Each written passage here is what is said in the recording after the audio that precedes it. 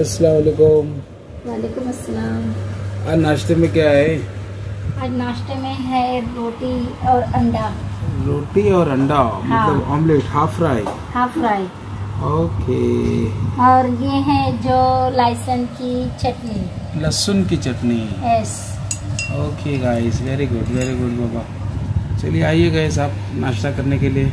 Morning में रोटी है, omelette है, लहसुन चटनी है। और आप मुझे और एक बात बताइए कमेंट करके कि आप हमारा ये वीडियो कहाँ से देख रहे हैं, कौन से सिटी से देख रहे हो। प्लीज़ आप कमेंट में लिख के भेजिए कि हम लोग फला सिटी से देख रहे हैं, तो हमें बहुत अच्छा लगेगा। Guys thank you so much, आप लोगों का काफ़ी अच्छा व्यू आ रहा है हमारे पास।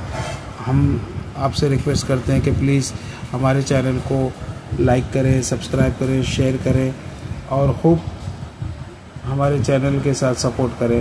Thank you, thanks a lot. Have a good day to all. फी अमानिल्लाह टू ऑल।